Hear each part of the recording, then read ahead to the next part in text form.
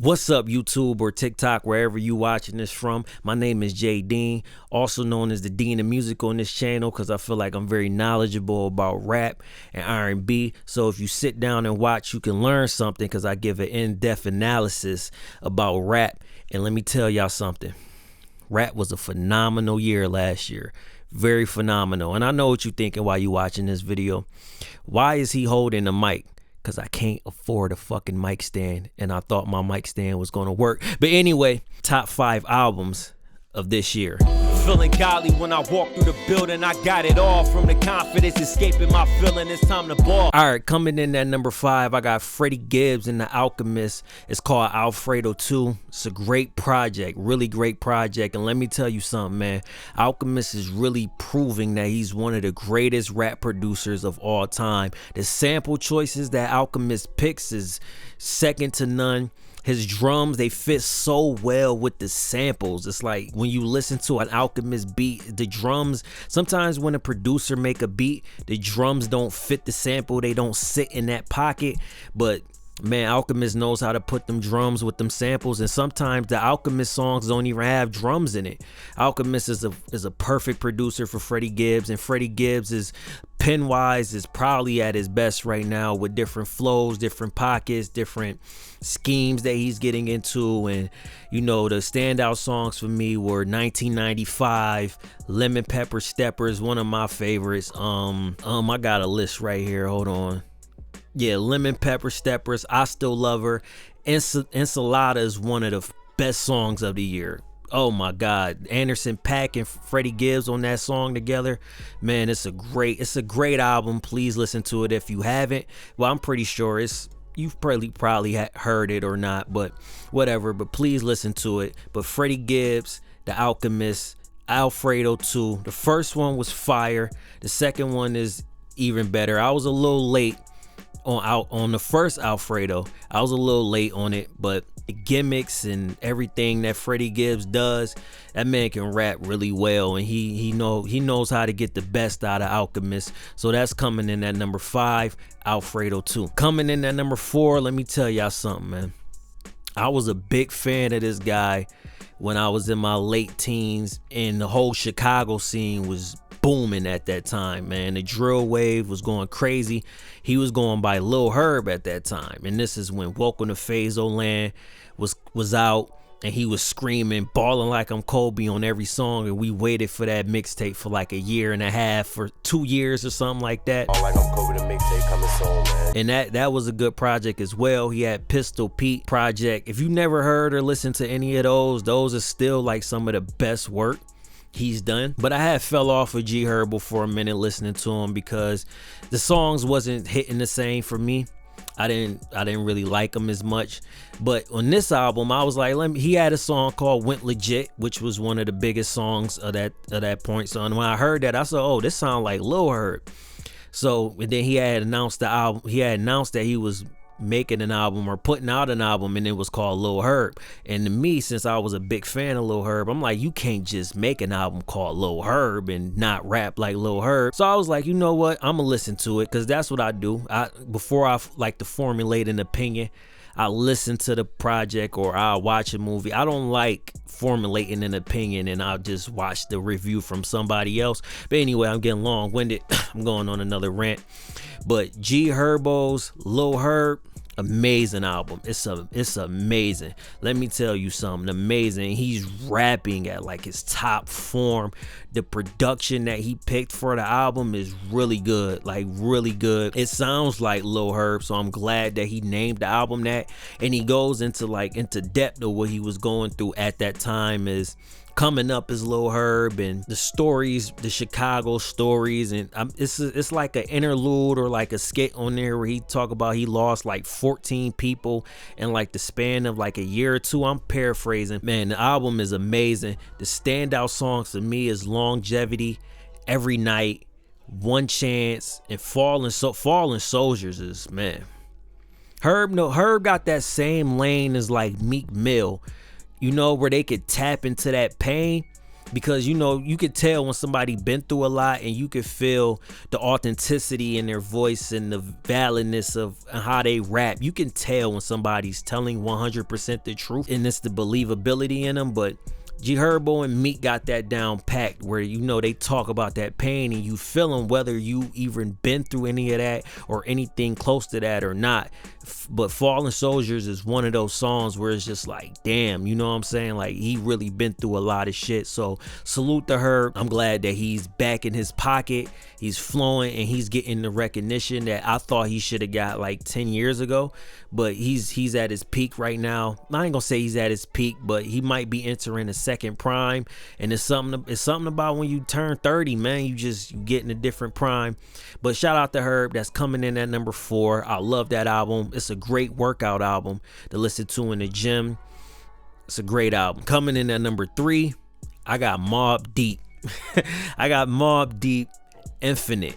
I was skeptical about this album because it's hard to make an album with somebody's isolated vocals or their acapellas. But Havoc, I don't know how Havoc and Alchemist made these beats to fit so perfectly around Prodigy. Hold on, moment of silence for Prodigy. Rest in peace to Prodigy. All right, now this album right here, man, I don't know what era Prodigy this from, but this sound like late 2000s Prodigy. It sound like late 2000s Prodigy because it isn't the lyrical mastermind of the 90s Prodigy, but it seems like it was that flow where he was off of G-Unit. It was like when they had left G-Unit and he was doing his own thing and Mobb Deep really wasn't putting out music. It seems like it's that era of Prodigy. But man, the production that Havoc, let me go on a rant. Havoc is one of the greatest producers of all time, bar none. And especially, he might be top 5 90s producer, and I feel like Havoc doesn't get that credit. This man produced Infamous, Hell on Earth, and Mostly Murder Music, and Infamy. Oh, come on, yo, Havoc's one of the greatest producers of all time, and he got so many legendary beats. Like, I wish I wish Havoc got a lot more recognition as a producer. Man, Havoc had to rap with a prime Prodigy. It didn't make the beats. His job was crazy. Man, this album right here was phenomenal, and it sounds like Prodigy was in the studio with them while they were making the beats and Havoc was writing his verses. It's entirely produced by Havoc and the Alchemist. Once again, Alchemist making one of them albums where it's just like the beats is phenomenal, man. Shout out to Alchemist, shout out to Havoc, shout out to Mobb Deep. I actually got the physical. Hold on, I bought the physical because the album was so good. Look, buy physical media, y'all.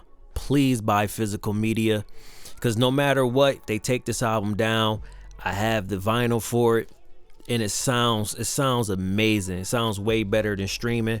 But I didn't even say I gave Havoc so much praise, I forgot to say the standout songs. Against the World, Look at Me with the Clips. I know their name is not called the Clips, but I'm black, so we call them the Clips. Down for You with Georgia Smith and Taj Mahal. It's another song with Nas. Well, Nas is on Down for You too, but it's another song with Nas. I think it's called Port and Henny as well. Great album. The rapping on there is superb.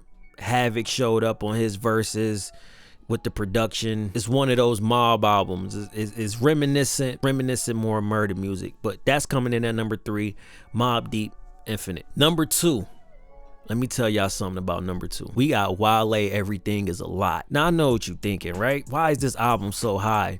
That album came out, I think that album came out November 14th. At the day of recording this is January 5th. I am still listening to that album front to back till this day. To this day! It's been about 2 months 2-3 months since that album came out, and I'm still listening to it. Man, Wale put together a phenomenal album.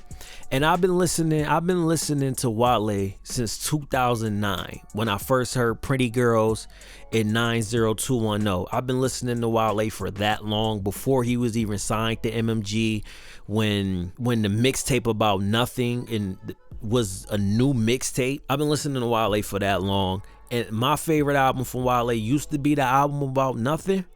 But let me tell y'all, this album right here might be Wale's best album. And I know that's saying a lot, but it might be Wale's best album. It's so mature. It's him coming to grips with understanding like he wants love, but love is too stressful for him in that sense. And it's just such a mature album. It touches on so many different topics of love and conundrum. When he start the album off, and one of the standout lines in that song is, yeah, her clothes off, my clothes off, which one is worse? No, he said my clothes off. No, he said her clothes off and I'm closed off. Which one is worse? And I saw a video where Wale was rapping, like he was rapping the verses, explaining it to him. And Wale's poetry is top notch, man. He was rapping that verse and it sounded straight like poetry. And I'm not gonna lie, at first I didn't like the album. I listened to it in the gym. I don't know why I did that. Yeah, but I listened to it in the gym and I didn't like the album at first. But I was like, nah, let me go back and listen to it. And I listened to it again with a different air and a different setting. And this album's phenomenal. It's only like 2 skips on here. And both of those is like the Afrobeat songs. I don't really like Afrobeats that much. Like, I like them in spurts. I don't like rap songs on Afro beats. That's just me. That's just my personal preference. You might like them songs, but other than that, there's no skips on this album at all. In the standout songs, you got Belly, crazy sample. And that's what I like, when a producer samples something that's a popular song and they add their spin to it. And you know, and Wale is a poet, so he made it about the belly of the beast, because you know that song is infamous for that belly scene. Belly, that's the standout song. Power and Problems, or is it Problem and Problem? I don't know. It's one of those. But that hit home for me a lot, because in that song he's talking about, my power is that I don't need anybody, but that's one of my problems, that I don't need anybody. And that hits home for me, because yeah, it's a lot, man. Yeah, everything's a lot, you know what I'm saying? But another one, City on Fire.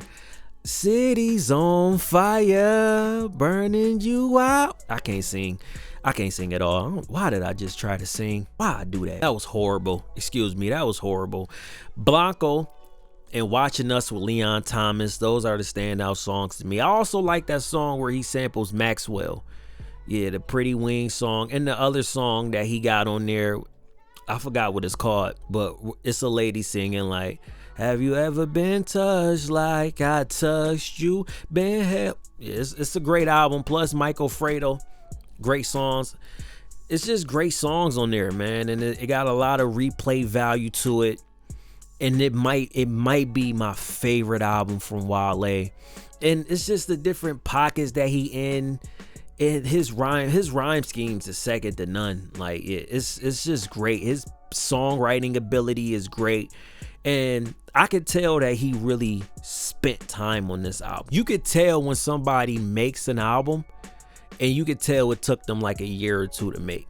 And I seen he had shared a tweet or whatever and said when he came up with a melody, it was stuck in his head for like a year. And when I saw that, I was like, yeah, he took his time on this album. And it's a great album, man.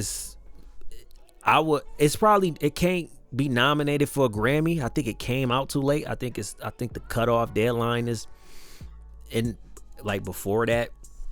But man, shout out to Wale. I'm glad that he's getting his recognition that I thought he always should have got, because Wale has been a great artist since when I first heard him in 2009 or 2008. 2008 is when I first heard him, because he had a song on Saints Row 2. So that's when I first heard Wale.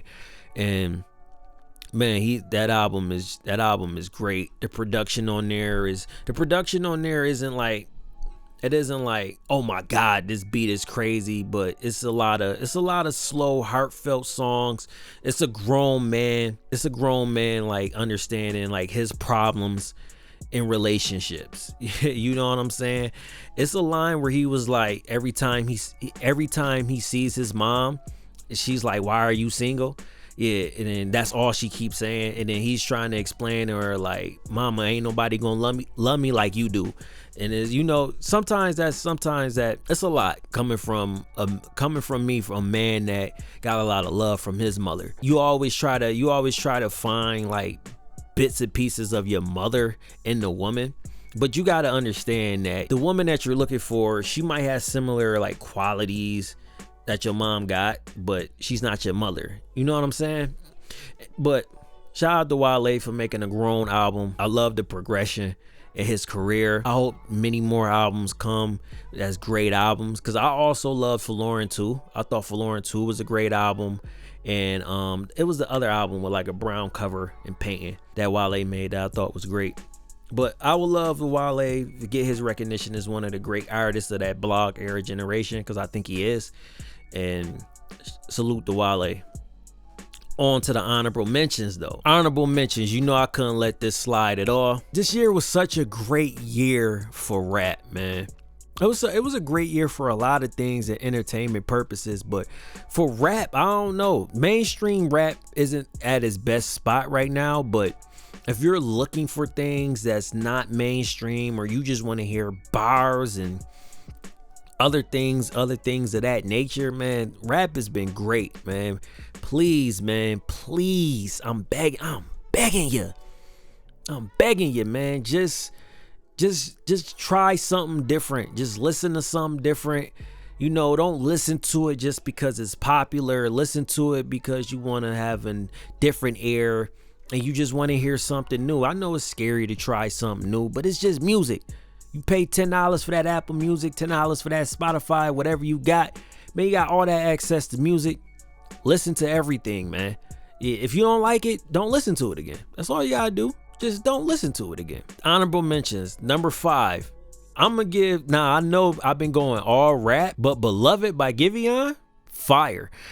And it's an honorable mention because I was really late on this album. Like I heard this album like last week, like a couple days before New Year's, and I was just like, you know what? I forgot Giveon came out with an album, and I was like, you know what? I like the one album that he had. I forgot the name of it, but I was like, I'm gonna listen to it, and let me tell you, it's fire. it's fire. I don't know if it's hitting home for me right now because your boy going through shit, but but Giveon, it's a great album. Another great album that's an honorable mention is Train Spotting by Rome Streetz and Conductor. The Conductor is making them beats, man. Conductor is making them beats. I'm glad that he stopped being a conductor on the train to make these beats. These beats are phenomenal. And Rome Streetz is a great lyricist. If you don't know who Rome Streetz is, I don't know what part of New York he's from. Yeah, but Rome Streetz he rapping his ass off on that album. Let me tell you that. Don't Tap the Glass by Tyler the Creator. I loved the album when it first came out, but I kind of fell off of it. I don't listen to it as much now, but it's still a great album if you want some upbeat, like stuff you can dance to, and it's not heavy on the subject matter. It's not like heavy and as dense as Chromacopia, which was a great album. That was a great album. That might be my favorite Tyler the Creator album, up there with Igor, because I always liked Igor over Call Me If You Get Lost. Call Me If You Get Lost is still a great album though, but Igor is my favorite Tyler the Creator album. But Don't Tap the Glass is a great album. If that's what you want, just some upbeat stuff you could dance to or work out to. Don't expect any deep introspective bars on that album. And Tyler the Creator need to get credit as a producer as well, because he's arranging all of this stuff and directing his own videos. So, great artist. Another album. This might be on a lot of people's top 5, but God Does Like Ugly by JID. Great album. It was some songs on there that I didn't like, but on the most part, I like it. I don't listen to it as much now, but it's still, if I put it on in the gym or when I'm going somewhere, I'll just put it on and let it play. It was the Forever Story by JID. I think that was the album before this one. I loved that album. Yeah, I loved that album more than God Does Like Ugly. But it's still a great album by JID. Another honorable mention. This is some old head shit. Yeah, but Supreme Clientele 2 by Ghostface. Great album. Great album. Some of the beats wasn't the best on that album. But it sounds like prime Ghostface. And I was a little skeptical about this album because it was like you calling it Supreme Clientele. Like, that's a classic from you, and you calling it Supreme Clientele 2, so you already building up expectations from people like me that listen to Ghostface.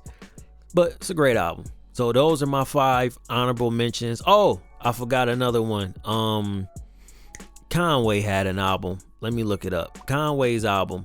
I forgot the name of that album, but Conway's album had just came out. Oh, Can't Kill God with Bullets. I think that's what it was called.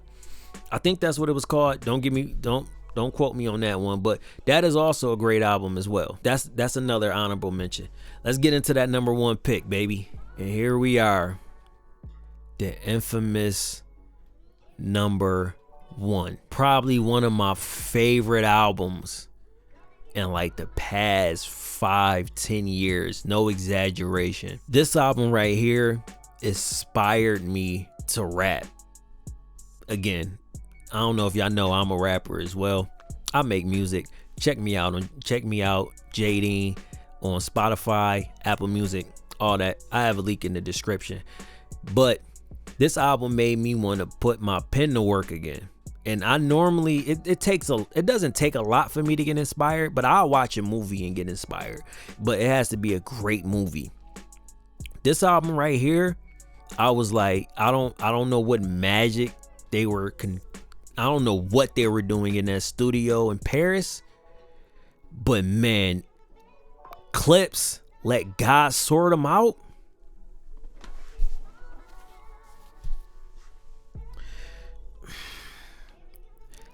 This album is phenomenal, ladies and gentlemen.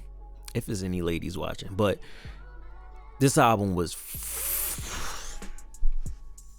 I'm at a loss for words. This album was great. From top to bottom. It starts off with a very heartfelt song because they lost their mother and their father. Condolences to the Clipse family. This album is... I can't even explain how great this album is, but Let God Sort Them Out. It starts off with this very heartfelt song with Pusha T rapping in the perspective. Well, I'm gonna say this, right? As you know, Pusha T and Malice are brothers, blood brothers. The first song, they're rapping in the perspective of how they took grief from their respective parent.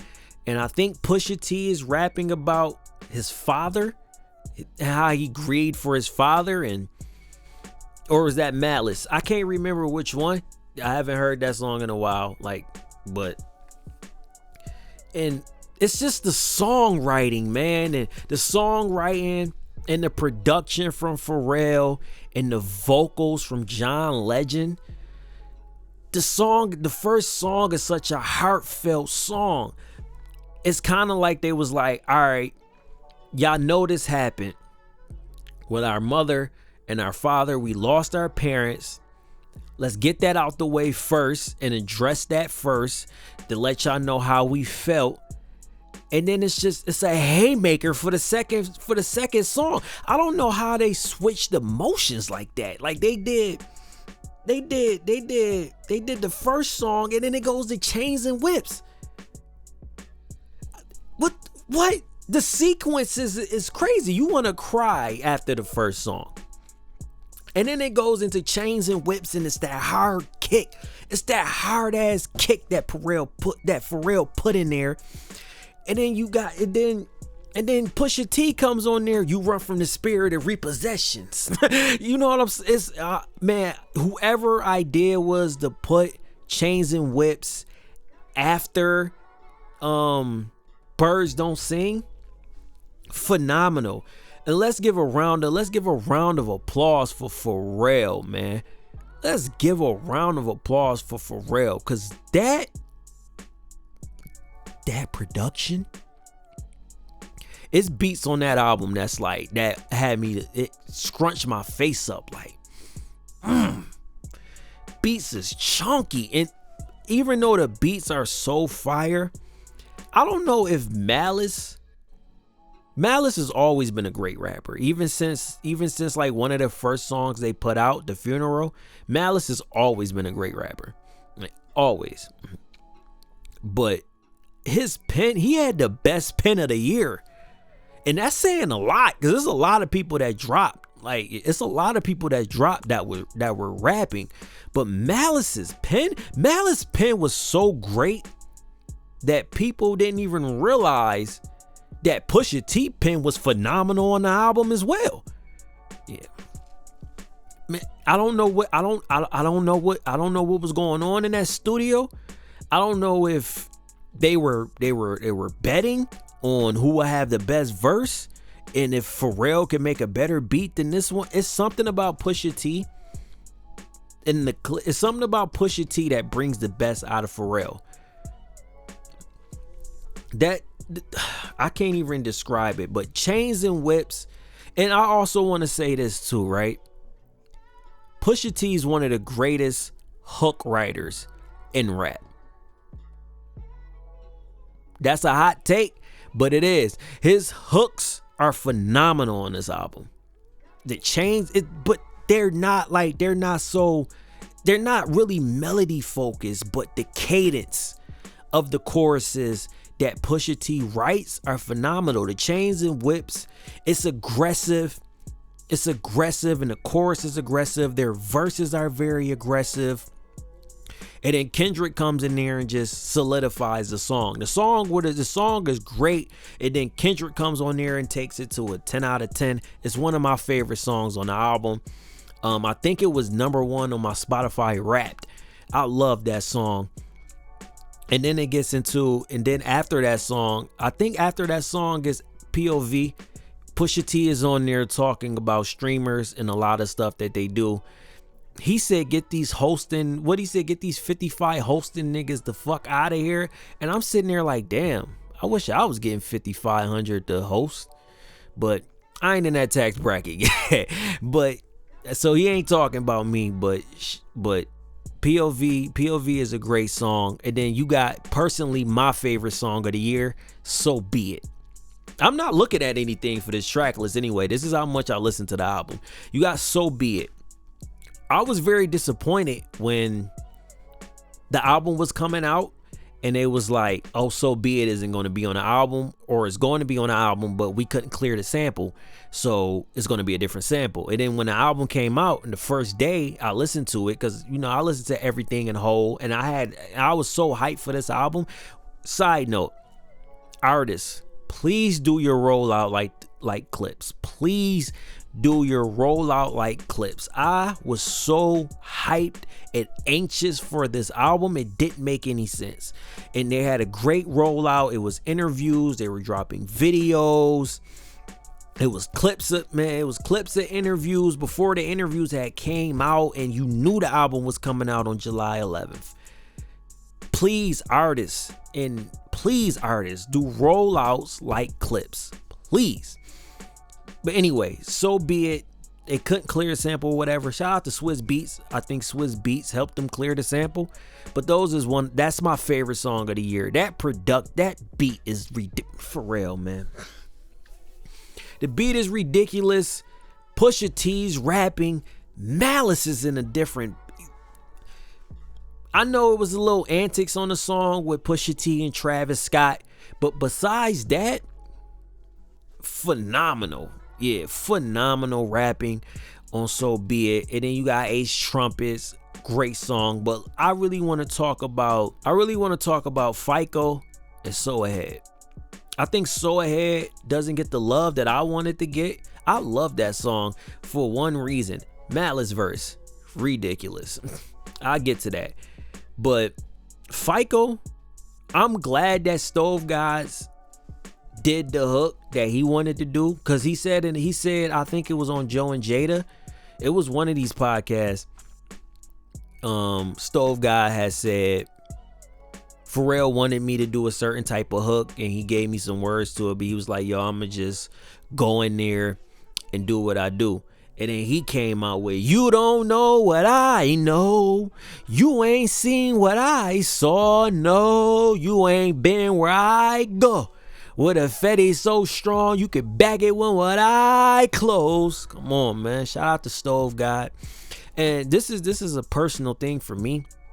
I love when coke rappers rap so good. This is what Freddie Gibbs does too. They rap so good, it feel like you sold drugs. You might have never sold a drug in your life. I never sold a drug in my life. I listen to clips. It's certain people. I listen to clips. I listen to Stove God, West Side Gun, Freddie Gibbs, especially old Hove. Hove was talking that shit. Hove was talking that shit. But when I listen to rap like that and they're rapping so well, it feels like you so dope. That's great rapping, man. But FICO that's the standout song for everybody. But I really want to get into So Far Ahead. There's a pocket that Malice is doing in So Far Ahead where he's rhyming on the snare. First of all, let me go back into the album. You could tell they were in the same room when they wrote these songs. This wasn't Malice did his verse yesterday, I'm gonna do my verse today. Or Malice did this song a week ago, or Pusha did this song a week ago. Malice. No, you could tell they worked on this album together and Malice has this thing where he keeps the whole rhyme scheme for one verse. And if you're not a rapper, you wouldn't understand. All right, let me break it down. A rhyme scheme is where, it's a scheme. You're rhyming these certain syllables for however long you're rhyming in or whatever pattern it is. And Malice have a rhyme scheme for the whole entire verse. And some of these verses ain't just 16. Some of these verses is like 24 bars, 32 bars. And Malice and Pusha do it too, but Malice really does this a lot, where he has the same rhyme scheme for the whole verse, and he might switch it up with different words in between the bar and still end the bar on the same rhyme scheme. Malice is a phenomenal rapper, man, phenomenal lyricist. But on So Far Ahead, when he get to that, I done been both Mason Beth. Listen to that both, and he said I done put Ocean's 11s. He's rhyming the both in the oceans with the 11s and Beth. But the both in the ocean is rhyming on the snare. He's keeping that flow and that pattern on the snare. Malice, what the fuck? This nigga said I done put Ocean's 11s. I'd have been both Mason Beth in the way that Malice enunciates words. Man, that's great rapping, man. That's great rapping. It's oh my God, the rapping is so great on that album that it's pockets like that where it's just like nasty. Like, what? These rhyming the both in the ocean on the snare and then coming back to the 11 scheme. And then on FICO, I think FICO is the same scheme throughout the whole verse. Y'all not listening. Y'all niggas said rap was dead because it wasn't a mainstream, it wasn't a song in the top 100s or top 25 on Billboard. Fuck Billboard. Niggas is rapping, yo. By the way, Fab put out a freestyle against 50. He was rapping. Fab, I want another project. I'm just gonna say that. You rapping like it's Soul Tape, Fab. We need that.